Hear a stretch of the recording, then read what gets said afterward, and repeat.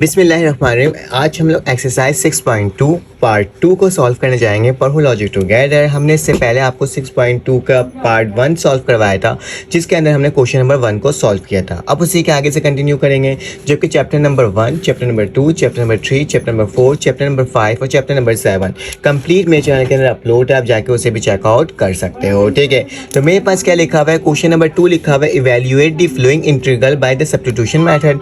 Part 1 के अंदर हमने सब्स्टिट्यूशन मेथड पढ़ा था, अब उसी के आगे से पढ़ेंगे, ठीक है। याद रखना ये सवाल जो है क्वेश्चन नंबर 2 वो लोगैरिथम और आपके साथ साथ ट्रिग्नोमेट्रिक फंक्शंस को फॉलो करेगी, ठीक है।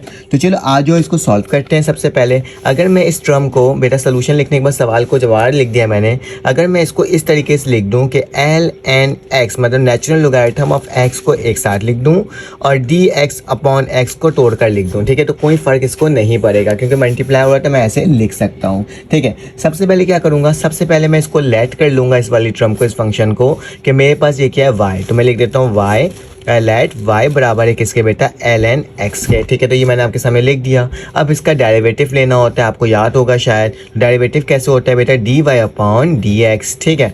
उसके बाद क्या हो जाएगा, एल एन एक्स का डेरिवेटिव क्या होता है, 1 अपॉन एक्स होता है, ठीक है। डी वाई यहाँ पे डिवाइड हो रहा है, वहाँ जाके मल्टीप्लाई हो जाएगा, तो किसके बराबर हो जाएगा बेटा, डी वाई बराबर हो जाएगा डी एक्स अपॉन एक्स, ठीक है। तो डी एक्स अपॉन एक्स की वैल्यू क्या हो गई बेटा, डी वाई हो गई, जबकि एल एन एक्स की वैल्यू क्या हो गई, वाई हो गई, ठीक है। समझ में आ रहा है ना, हमें इसको इस तरह से कन्वर्ट करके आंसर लेकर आना होता है। तो मैं क्या लिखूंगा, इंटीग्रेशन लिखूंगा, एल एन एक्स की जगह क्या लिख दूंगा, वाई लिख दूंगा, ठीक है। और डी एक्स अपॉन एक्स की जगह लिख दूंगा, डी एक्स अपॉन एक्स की जगह डी वाई लिख दूंगा, ठीक है। तो अब मैं इसका इंटीग्रेशन निकाल सकता हूँ बहुत आसान तरीके से। कैसे निकलेगा, चलो आज निकाल कर देख लेते हैं। तो इंटीग्रेशन अप्लाई करने जा रहा हूँ, तो मेरे पास क्या हो जाएगा, वाई के ऊपर प्लस का 1 होगा, ठीक है। मतलब कि एक तो 1 छुपा हुआ है, तो 1 + 1 2 के बराबर होता है। और नीचे क्या हो जाएगा मेरे पास, नीचे भी मेरे पास क्या हो जाएगा, लेकिन एक चीज़ को याद रखना हमेशा, वही चीज़ क्या हो जाएगा याद, नीचे जाके डिवाइड हो जाएगा, 1 + 1 क्या होता है, 2 होता है। और यहाँ पे क्या हो जाएगा, प्लस का c हो जाएगा। तो मेरे पास आंसर क्या आ रहा है बेटा, y की पावर 2 और नीचे 2, ठीक है।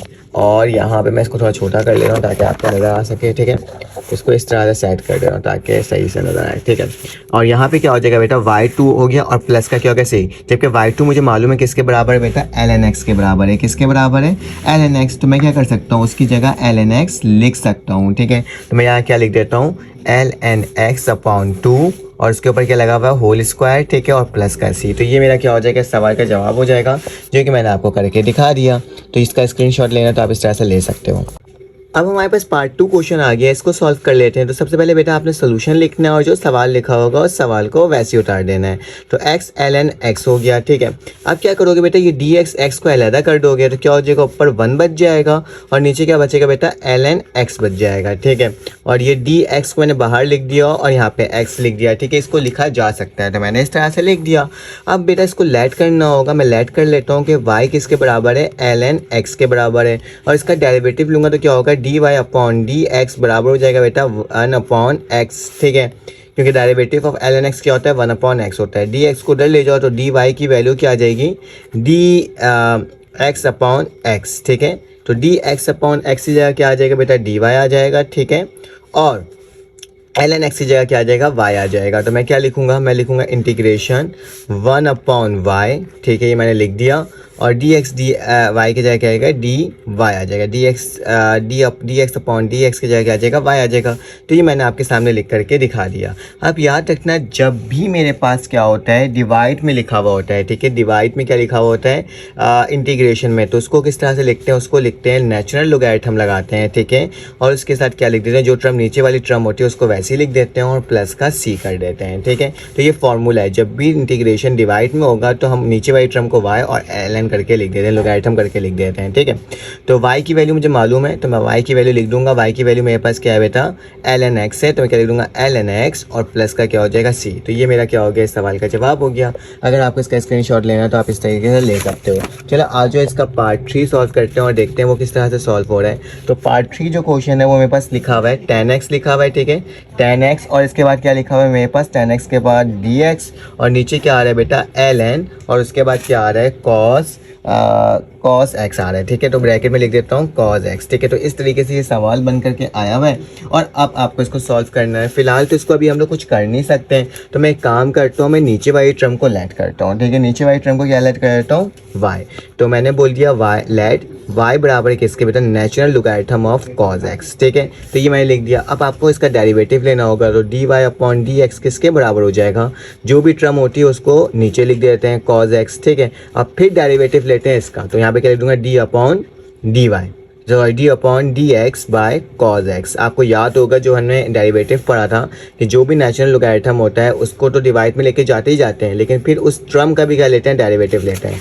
यहाँ पे देखो, अगर इस टर्म का भी हम लोग क्या लेते हैं, एक्स का डेरिवेटिव लेते हैं तो 1 होता है, तो 1 लिखने की ज़रूरत नहीं है, तभी मैंने क्या करा है, डायरेक्टली कर लिया था, ठीक है। तो अब चलो आ जाओ इसको सॉल्व करते हैं। तो d y upon d x किसके बराबर हो जाएगा बेटा, 1 अपॉन कॉस तो वैसे ही रहेगा, लेकिन cos x किसके बराबर होता है, माइनस के sin x के बराबर होता है, ठीक है। तो माइनस का sin x हो जाएगा, इसको मल्टीप्लाई कर दो तो क्या हो जाएगा, d y upon d x बराबर हो जाएगा बेटा माइनस का sin x, ठीक है। और नीचे क्या आ जाएगा cos x। तो ये किसके बराबर होता है पता है ना, sin अपॉन cos tan के बराबर होता है। तो d y upon d x की वैल्यू क्या आ जाएगी बेटा, माइनस का tan x, ठीक है। यहाँ तक तो कोई मसले की बात ही नहीं है, ठीक है। अब मैं क्या करूँगा, डी एक्स यहाँ पे डिवाइड हो रहा है, हमारा क्या हो जाएगा, मल्टीप्लाई हो जाएगा।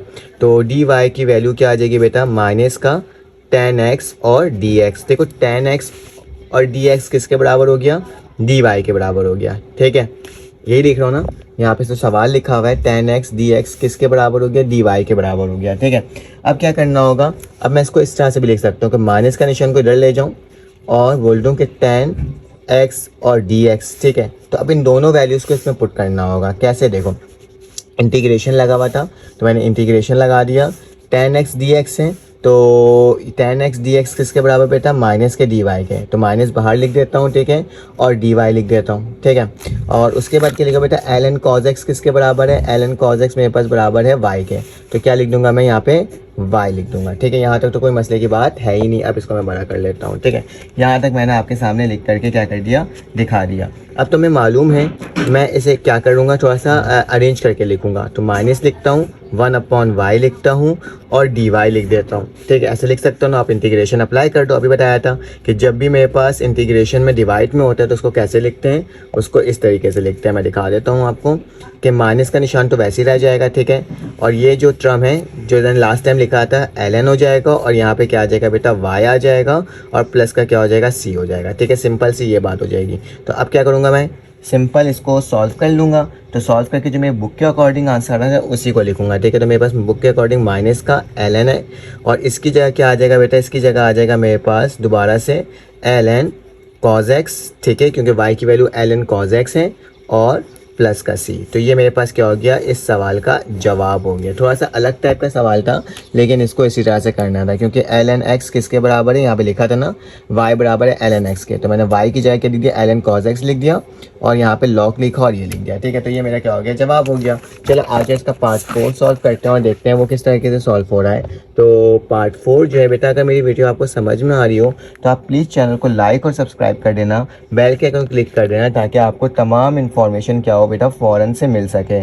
तो मेरे पास जो नेक्स्ट सवाल है वो क्या लिखा हुआ है, पार्ट नंबर 4 tan x है, ठीक है, tan है, और फिर उसके बाद जो वैल्यू लिखी हुई बेटा ln x के अंदर है। मैं एक बार चेकआउट कर लेता हूँ, मेरे पास सवाल यही है ना, tan फिर उसके बाद ln x है, ठीक है, मतलब नेचुरल लोगैरिथम ऑफ x है, और उसके बाद dx लिखा हुआ है, और यहाँ पे क्या लिखा हुआ है, x लिखा हुआ है। तो मैंने आपके सामने लिख करके क्या कर दिया, दिखा दिया। अब क्या करना होगा, अब इसे सॉल्व करना होगा। तो सॉल्व किस तरीके से होता है आपको बहुत अच्छे से मालूम है कि सबसे पहले मुझे क्या करना होगा, लेट करना होगा किसी टर्म को। तो मैं ज़रा किसको लेट करूँ, ज़रा सोचो। अगर मैं इसको इस तरह से पहले लिख दूँ, अरेंज करके लिख दूँ कि tan natural logarithm of x और dx अपॉन x लिख दूँ, तो लिखा जा सकता है ना। तो मैंने इसको इस तरह से लिख दिया, ठीक है। अब सबसे पहले लेट करूँगा मैं किसको, कि y जो बराबर है किसके बराबर बेटा, tan, और यहाँ पे क्या हो जाएगा, ln x हो जाएगा, ठीक है। तो ये मैंने आपके सामने लिख दिया। बल्कि आप tan को भी लेट मत करो, बल्कि आप एक काम करो, आप जस्ट ln x को लेट कर लो, ठीक है। tan करोगे तो गलत हो जाएगा, आपको ln x करना होगा। ln x को लेट कर लो तो क्या हो जाएगा, dy अपॉन dx बराबर हो जाएगा 1 अपॉन x हो जाएगा, क्योंकि मुझे इसकी वैल्यू निकल कर आ जाएगी, ठीक है। और इसको जाके डिवाइड कर दो, मल्टीप्लाई ऊपर जाके डिवाइड कर दो, तो क्या हो जाएगा, dy बराबर हो जाएगा dx अपॉन x। मैंने क्यों करा ln x को, ताकि मेरे पास ये वाला फॉर्म बन जाए, dx अपॉन x। तो dy वाई की वैल्यू आ गई और tan की जगह क्या आ जाएगा, y आ जाएगा। ठीक है, तो मैं इस तरीके से इसमें चीज़ों को सब्स्टिट्यूट क्या कर सकता हूँ, कर सकता हूँ। चलो आ जाओ, मैं पुट कर लेता हूँ वैल्यूज़ को। तो मेरे पास क्या हो जाएगा, इंटीग्रेशन हो जाएगा, यहाँ पे क्या हो जाएगा, tan हो जाएगा, ln x की जगह क्या हो जाएगा, y हो जाएगा, और मेरे पास यहाँ पे क्या आ जाएगा बेटा, dx की जगह dy आ जाएगा। ठीक है, क्योंकि मुझे tan y का इंटीग्रेशन की वैल्यू पता है और आपको भी पता होगा कि tan y जो होता है वो किसके बराबर होता है बेटा, वो ln होता है। ठीक है, फिर अंदर आपके पास क्या लिखा जाता है, sec लिखा जाता है और y लिखा जाएगा। ठीक है, जो टर्म होगी वही टर्म लिखा जाएगी। इंटीग्रेशन ऑफ tan y किसके बराबर होता है, natural logarithm of sec y plus c। ठीक है, तो ये मेरे पास टर्म आ गई। अब आपको मालूम है कि y किसके बराबर है, y बराबर है ln x के, क्योंकि आपने बोला था y ln x के बराबर है। तो क्या लिखूंगा मैं यहाँ लिख दूंगा कि natural logarithm of sec y की जगह क्या आ जाएगा मेरे पास, ln x। ठीक है, और ये क्या हो जाएगा, प्लस का c। तो ये मेरा क्या हो गया, इस सवाल का जवाब हो गया। छोटे छोटे से जवाब हैं, मतलब मुश्किल जवाबात नहीं है, लेकिन क्या करना है, थोड़े से कॉन्सेप्ट लगा करके इसको क्या करना है, सॉल्व करना है। ठीक है, आज इसका पार्ट 5 सॉल्व करते हैं और देखते हैं उसकी वैल्यू क्या आ रही है।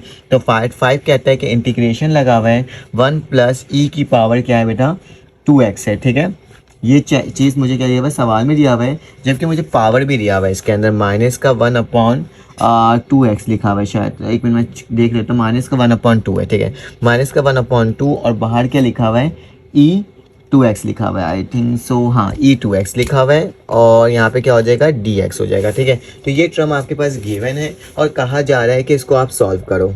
मैंने इस सवाल को ना यहाँ पे दोबारा इसलिए उतार दिया क्योंकि वहाँ पे जगह नहीं थी नीचे, तो पूरा सवाल इसमें सॉल्व हो ही नहीं सकता था। तो सबसे पहले बेटा इसको सवाल को कुछ नहीं करना, जस्ट आपको लेट करना होगा। आप लेट कर लोगे कि y किसके बराबर बेटा, इसके बराबर है 1 प्लस e2x। ठीक है, अब सबसे पहले इसका डेरिवेटिव लोगे, dy/dx का डेरिवेटिव, 1 का डेरिवेटिव क्या होता है, 0 लिखने की ज़रूरत नहीं है, और इसका डेरिवेटिव क्या होगा, e2x का। तो बेटा 2 जो है पावर वो पहले लिखा जाएगी e, और ऊपर वाली टर्म को हम वैसे ही लिख देंगे। ठीक है, तो ये मैंने क्या कर दिया, इसका डेरिवेटिव निकाल दिया। ठीक है, क्योंकि आपको मालूम होगा जब भी हमारे पास फंक्शन ऑफ ई टाइप का होता है तो उसको किस तरह से निकालते हैं, जो भी पावर होती है वो पहले, एंड देन उस पर कोई फ़र्क नहीं पड़ता, वो वैसे का वैसे ही क्या हो जाता है, उतर जाता है। ठीक है, तो मैंने आपको लिख करके क्या कर दिया, दिखा दिया। ठीक है, अब ज़रा इसको थोड़ा सिंप्लीफाई कर लो। अगर मैं 2 को इधर ले जाऊँ और डी एक्स को वहाँ ले जाऊँ तो देखो क्या बन रहा है। अगर मैंने 2 को डी वाई के नीचे ले गया और e2x को यहीं पर एंड दिया और dx को वहाँ ले गया, तो देखो ये वाली टर्म और ये वाली टर्म सेम है, बिल्कुल सेम हो जाएगी इसके। तो मैं क्या करूँ, dy/2 लिख दूंगा। ठीक है, तो चलो आ जाओ करते हैं काम। तो इंटीग्रेशन का निशान डालूंगा, इसकी जगह, इस टर्म की जगह क्या आ जाएगा बेटा, y आ जाएगा। तो मैं क्या लिख दूंगा, y, उसके ऊपर पावर क्या हो जाएगी, माइनस का 1/2 लगा दिया मैंने, माइनस का 1/2। इस टर्म की जगह क्या आएगा बेटा, dy/2। तो यहाँ पे क्या लिखता हूँ, dy लिखता हूँ और /2 को मैं यहाँ लिख देता हूँ, 1/2 यहाँ लिख देता हूँ, उससे कोई फ़र्क इसको नहीं पड़ेगा। ठीक है, अब इसमें क्या करना होगा बेटा, इंटीग्रेशन अप्लाई करना होगा। तो इंटीग्रेशन अप्लाई करना आपको आता ही है कि जो भी ऊपर पावर होती है उसमें क्या करते हो, +1 करते हो, और वही पावर के साथ नीचे क्या कर देते हो, डिवाइड कर देते हो। ठीक है, तो प्लस का 1 हो जाता है और प्लस का क्या हो गया, ये c हो गया। ठीक है, आसान सवाल था ना, कोई मुश्किल नहीं, देखने में मुश्किल लग रहा था। 1/2 हो गया बेटा, इसकी वैल्यू क्या आ जाएगी, y की पावर 1/2, और नीचे भी क्या आ जाएगा बेटा 1/2, और प्लस का क्या आ जाएगा c। ठीक है, इस तरह से ब्रैकेट आप लगा सकते हो। ठीक है, तो 2 से 2 क्या हो गया, कैंसिल आउट हो गया। तो मेरे पास क्या बचेगा, y की पावर 1/2 प्लस का c। 1/2 का मतलब क्या होता है, 1/2 का मतलब होता है रूट।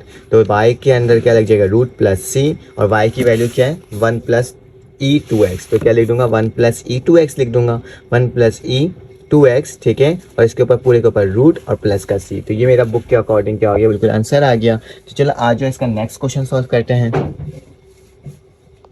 अब हमारे पार्ट 6 आ गया। देखने में आपको शायद ये मुश्किल लग रहा हो, लेकिन ये मुश्किल नहीं है। ठीक है, मैं बताता हूँ कैसे होगा। सबसे पहले आपको इसको अरेंज करना होगा। मैं क्या करता हूँ, e5 10x को एक साथ लिखता हूँ। ठीक है, ये वाला 5 को मैं बाहर थोड़ा सा ले आता हूँ। ठीक है, और ये वाले टर्म को 1/cos² के तौर पर लिख लेता हूँ और dx कर देता हूँ। सबको मैंने अलग करके लिख दिया है। ठीक है, तो याद रखना 1/cos² किसके बराबर होता है, sec² के बराबर होता है।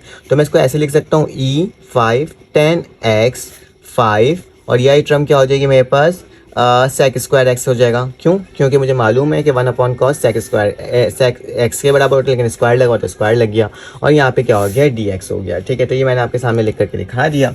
अब क्या करना होगा, अब आपको लेट करना होगा। लेट क्या करूँगा, इस पावर को करूँगा, ठीक है। तो लेट करता हूँ कि y बराबर किसके बेटा 5 tan x के, ठीक है। तो ये मैंने आपके सामने लिख करके दिखा दिया। अब मालूम है डेरिवेटिव लेना है, dy/dx करना है, तो कांस्टेंट टर्म तो वैसे ही हो जाएगा। और tan x का डेरिवेटिव क्या होता है बेटा, sec स्क्वायर x होता है, ठीक है।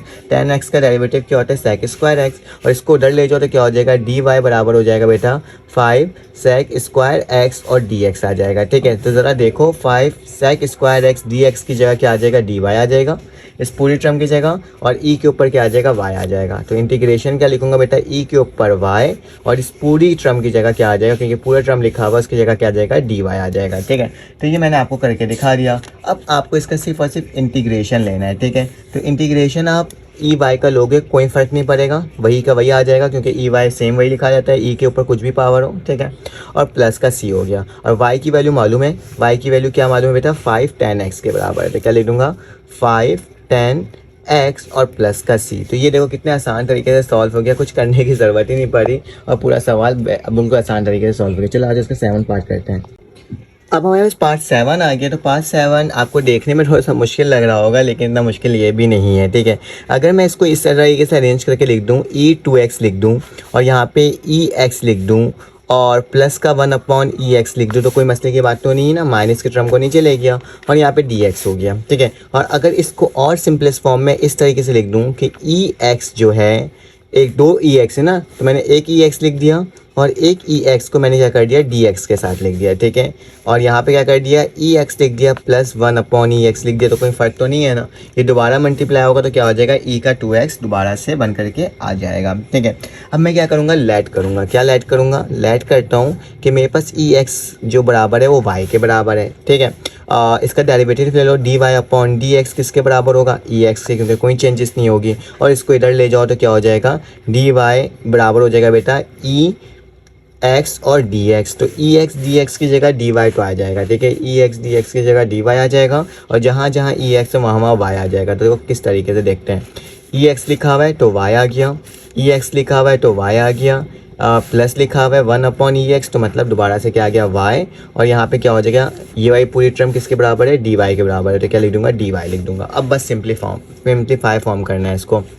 y तो वैसे ही रह जाएगा, y को y से मल्टीप्लाई करो, y का स्क्वायर प्लस 1 हो जाएगा, और नीचे क्या आ जाएगा, सबके नीचे y आ जाएगा। y को जाके ऊपर मल्टीप्लाई कर दो तो क्या हो जाएगा, यही चीज़ बराबर हो जाएगा y के स्क्वायर और y स्क्वायर प्लस 1 के, ठीक है। यहाँ तक तो कोई मसले की बात नहीं है बेटा। अब इसमें मुझे एक चीज़ करना होगा, इसको बुक के अकॉर्डिंग सोल्यूशन बनाने के लिए। तो गौर से देखना मैं क्या करने जा रहा हूँ। इस वाली टर्म में y का स्क्वायर लिखा, ठीक है। y का स्क्वायर लिखने के बाद क्या करूँगा, मैं +1 करवाऊँगा और -1 करवाऊँगा। +1 -1 किसके बराबर होता है, 0 के, तो वापसी से y स्क्वायर आ जाएगा। और नीचे भी क्या करूँगा, जो चीज़ मैंने ऊपर किया वही चीज़ मुझे नीचे भी करना होगा। तो मेरे पास क्या आ जाएगा, ऊपर अगर मैंने करवा दिया +1 -1 तो उससे कोई फ़र्क नहीं पड़ा, और नीचे वाली टर्म को वैसे ही लिख दूँगा। क्या लिखा हुआ है, y का स्क्वायर +1। तो यहाँ तक तो कोई मसले की बात नहीं है। तो ये मैंने आपके सामने करके दिखा दिया। अब मैं क्या करूँगा, इस वाली टर्म को इसके साथ लिखूँगा एक दफ़ा, और इसी वाली टर्म को -1 के साथ लिखूँगा। मतलब इस वाली टर्म को इसके साथ लिखूँगा, और इस वाली टर्म को इस -1 के साथ लिखूँगा, क्योंकि मुझे ना कैंसिल आउट करना है। तो मेरे पास क्या बच जाएगा बेटा, ऊपर y का स्क्वायर था, ठीक है, और मेरे पास क्या था बेटा, y का स्क्वायर +1। नीचे तो y का स्क्वायर था, तो मैंने y का स्क्वायर +1 लिख दिया। फिर -1 यहाँ था, तो यहाँ पे भी क्या लिख दूँगा, y का स्क्वायर +1। तो इसको इस तरीके से मैं क्या कर सकता हूँ बेटा, लिख सकता हूँ। ज़रा गौर से देखो मैंने क्या इसको ब्रेक करके लिखा है, माइनस के निशान को, इस वाली टर्म को साथ लिखा एक साथ, ठीक है, और इस -1 के साथ भी नीचे वाली टर्म लिखा। डिनोमिनेटर में तोड़ कर लिखा जा सकता है ना, तो डिनोमिनेटर में तोड़ कर लिख दिया। दोबारा से प्लस करोगे तो वही आ जाएगा, y का स्क्वायर 1 -1 और y का स्क्वायर एक दफ़ा लिखा आ जाएगा। तो कोई मसले की बात नहीं है। ये टर्म पूरी क्या हो गई, कैंसिल आउट हो गई। तो क्या बचेगा, 1 -1 y का स्क्वायर +1 और dy, ठीक है। ये मैंने आपके सामने लिख करके क्या कर दिया, दिखा दिया। अब याद रखना है तुम्हें एक चीज़, क्या चीज़ याद रखना है, वो याद रखना कि इंटीग्रेशन अगर हम tan इनवर्स का लेते हैं, ठीक है, tan इनवर्स y लिखा हुआ तो tan इनवर्स y लिख देता हूँ, लेते हैं तो वो किसके बराबर होता है, वो बराबर होता है 1/y² + 1 के। ठीक है, अगर मैं इसका इंटीग्रेशन लूँगा तो ये किसके बराबर हो जाएगा, ये बराबर जो है tan इनवर्स y के। और अगर मैं इसका इंटीग्रेशन लूँगा किसी भी कांस्टेंट टर्म का, अगर dy के हिसाब से ले रहा हूँ तो वो किसके बराबर हो जाएगा, वो सिर्फ और सिर्फ y के बराबर हो जाता है। ठीक है, तो मैं क्या करूँगा, जब मैंने इसके ऊपर इंटीग्रेशन अप्लाई किया तो 1 की जगह क्या हो जाएगा, y हो जाएगा। ठीक है, माइनस का निशान, इसकी जगह क्या आ जाएगा, tan इनवर्स हो जाएगा, तो tan इनवर्स y हो जाएगा। और यहाँ पे क्या आ जाएगा, प्लस का c आ जाएगा। ठीक है, तो ये मैंने आपको लिख करके क्या कर दिया, दिखा दिया। ठीक है, अब क्या करना होगा, अब जस्ट आपको वैल्यू पुट कर देनी होगी। तो y की वैल्यू क्या है बेटा, ex, आपको पता ही था, हमने जो कंसीडर किया था माइनस इनवर्स, यहाँ पे भी क्या आ जाएगा ex, और प्लस का क्या हो जाएगा, c हो जाएगा। तो ये मेरा क्या हो गया, इस सवाल का जवाब हो गया। अगर आपको इसका स्क्रीनशॉट लेना है तो आप इस तरीके से स्क्रीनशॉट ले सकते हो। ठीक है, चलो आज इसका नेक्स्ट क्वेश्चन सॉल्व करते हैं। अब हमारे पास क्या है बेटा, पार्ट 8 है। देखने में बहुत बड़ा सा लग रहा है, मुश्किल सा लग रहा है, लेकिन ये मुश्किल नहीं है, बहुत आसान है। सबसे पहले आपने इस वाई टर्म को लेट कर लेना है। तो मैं कर रहा हूँ लेट y बराबर किसके बेटा, कॉसेक 2x और प्लस का 1। याद रखना डेरिवेटिव ऑफ कॉसेक 2x किसके बराबर होता है, माइनस के 2। फिर क्या होता है बेटा, कॉसेक, ठीक है, 2x वैसे ही उतर जाता है, और फिर क्या होता है, कॉट 2x होता है। ठीक है, तो ये मैंने आपके सामने लिख के क्या दिखा दिया। और अब इसको उधर ले जाओ और -2 को नीचे ले जाओ, तो dy बराबर हो जाएगा -2, और ये क्या हो जाएगा, कॉसेक 2x प्लस का प्लस लिख रहा हूँ गलती से, ये कॉट का 2x हो जाएगा। ठीक है, और dx ऊपर चले गए तो ये क्या हो गया, dx हो गया। तो ज़रा इस पूरी टर्म को देखो, किसके बराबर हो गया, dy -2 के, और जबकि ये क्या हो जाएगा, y के। तो मैं क्या लिखूंगा, यहाँ पे इंटीग्रेशन का निशान लगा हुआ है, इंटीग्रेशन ऑफ e, इसके जगह क्या आ जाएगा y, और इसके साथ साथ क्या है बेटा, ये पूरी टर्म dy -2 के बराबर है। तो यहाँ पे dy लिख देता हूँ और माइनस का 1/2 यहाँ लिख देता हूँ, क्योंकि डिवाइड होकर वही आना है आंसर। ठीक है, तो ये क्या हो जाएगा, माइनस का 1/2 तो वैसे ही उतर जाएगा। इंटीग्रेशन ई वाई में करोगे तो कोई फ़र्क नहीं पड़ेगा, ई वाई रहेगा, और प्लस का क्या हो जाएगा, सी हो जाएगा। ठीक है, तो अब क्या करना होगा, अब आपको इसके अंदर वैल्यू पुट कर देना होगा। तो इक्वल टू माइनस का क्या हो जाएगा, 1/2 ई, वाई की वैल्यू क्या आती है, कॉसेक 2x + 1। क्या लिखूंगा, कॉसेक 2x प्लस का 1 और प्लस का क्या हो जाएगा, c। तो ये मेरा क्या हो गया, इस सवाल का जवाब हो गया। और हमने देखो कितने आसानी से कर लिया पार्ट 8 भी सॉल्व। अब पार्ट 9 को सॉल्व करता हूँ, देखते हैं वो किस तरह से सॉल्व हो रहा है।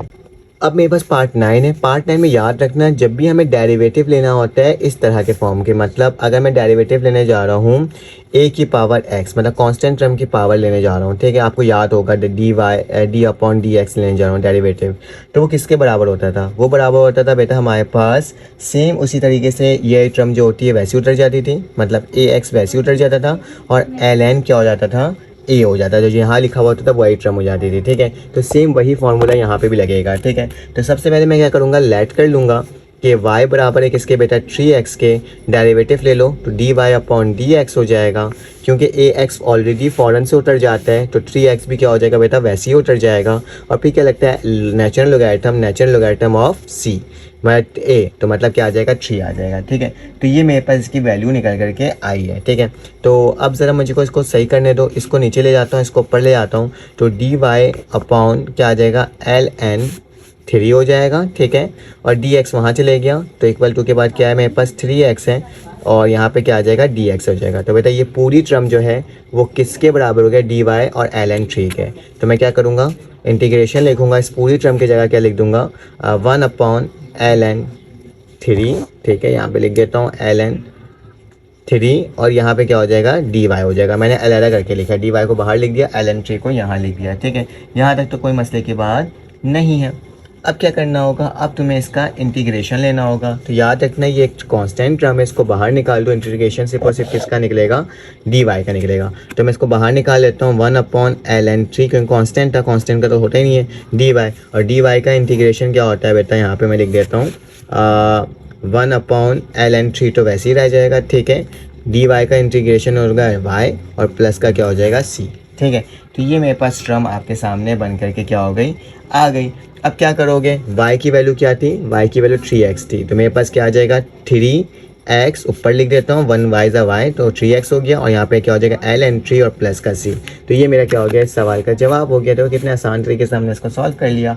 अब मेरे पास आखिरी पार्ट है, जो कि हमारे पास कौन सा है, पार्ट 10 है, तो उसको सॉल्व करते हैं। अब हमारे पास क्या है, नेक्स्ट क्वेश्चन आ गया है। तो इसमें क्या लिखोगे बेटा, इसमें इस तरह से लेट कर लोगे इसमें फिर से, क्योंकि अब जल्दी जल्दी कर रहे हैं कि यही टर्म क्या है मेरे पास, यही टर्म है, ठीक है, sine x plus cos x और प्लस का 1, ठीक है।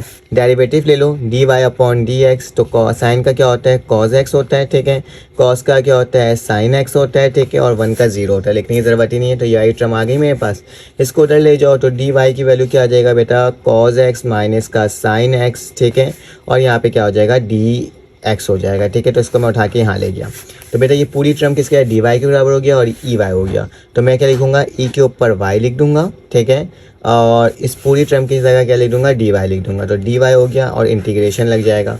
इंटीग्रेशन हमारे पास ई का कुछ भी नहीं होता है, तो ई वाई वैसे उतर जाएगा और प्लस का सी हो जाएगा। तो मेरे पास क्या हो जाएगा, ई लिख दूंगा, वाई की जगह क्या आ जाएगा जो मैंने सपोज किया था। क्या सपोज किया था, ये। तो साइन एक्स प्लस का कॉज एक्स और प्लस का 1 और प्लस का क्या हो जाएगा, सी। तो ये दिस इज़ योर आंसर। तो हमने इसका क्या कर दिया बेटा, आंसर निकाल दिया। अब क्या करना होगा बेटा, ये पूरा तमाम क्वेश्चन 10 सॉल्व हो गए। मुझे ऐसे पार्ट वाइज बनाना पड़ रहा है, क्योंकि एक साथ बहुत सारे सवाल आते हैं। अगर आपको वीडियो अच्छी लगे तो आप लाइक कर देना, सब्सक्राइब कर देना, बेल के आइकन क्लिक कर देना। फिर आपसे मुलाकात होगी एक नई वीडियो में इंशाल्लाह। अल्लाह हाफ़िज़।